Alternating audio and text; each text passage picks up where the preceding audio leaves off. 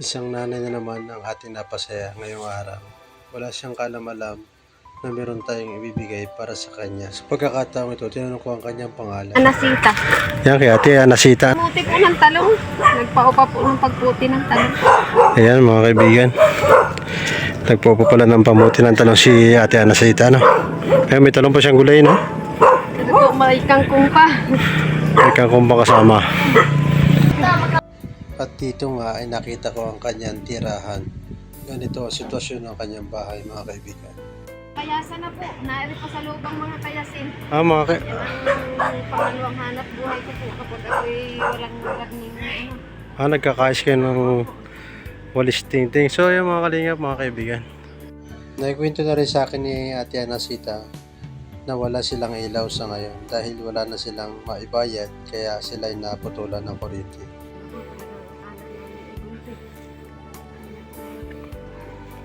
Palitan na ito ng bubong na ya. Palitan na talagang wala pa. Yan mga kaibigan, itong bahay ni ate oh.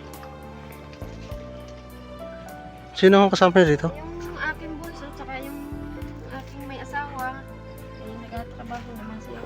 Kulang pa sa kanila. Bilang katulad kong isang mahirap, ramdam ko ang pagod at hirap ni nanay. Yung bunso niya po. So yun mga kaibigan, medyo madilim si nanay, wala palang kuryente rito. Wala nga po. May bombilya pero wala namang daloy. Ilaw.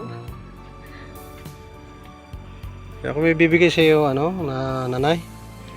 Pero galing kay Salamat po. Ayan, Maraming kaya mga kaibigan, binigyan natin ng kaunting bigas si ate Anasita. May rin pong pansaing. Pagpasisahan nyo na po yung aming nakayanan. Ano po? Maraming salamat po sa inyo at saka sa Panginoon. Galing po kaya na yan kay Ma'am Mercy Slim Vlogs. Ayan. Salamat po. Salamat na maraming at God bless you po. Ayan po Ma'am Mercy. Nagpaabot na po natin yung inyong bigas. Para kay Nanay Anasita.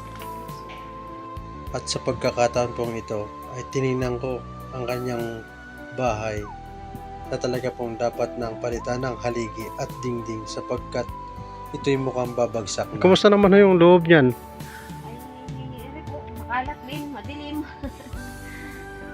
Pasensya na po kayo mga kaibigan, madilim talaga dito sa lugar na ate Anasita. Walang kuryente. Solar po ay hindi naman po na-i-charge pa. Hindi nyo po naibilad kanina. Ayan po yung ina-charge sa kuryente. Hindi po na-i-charge at wala po wala po yung aking mga bata. Saan po kayo nagsasaksak na ang ganong Pag ilaw? yung po ay doon sa akin dito po sa Kanungan. Nakikisaksak po kayo para may charge yung ilaw. Opo. Wala po na at ako maghapon. Dami yung walis na. Yun po. Magkano isang bigkis na rin? Ano lang po yan, pag 4 kilo ay 17 lang po. Mamamasahe pa. 17, tali. Mamamasahe pa. Siya ako'y hindi na magtatagal na eh. Sige po, salamat po ng maraming.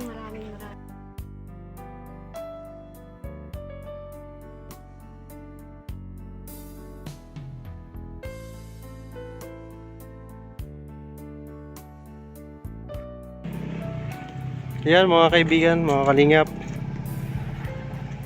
Muli na naman tayong nakapagpasaya kahit pa paano. Shoutout po kay Nanay Anasita. Isa sa napili nating bigyan ng bigas. Maraming salamat po sa nagbigay Shoutout po sa inyo ma'am. Ma'am Mercy Slim Vlog yan. Shoutout po sa inyo.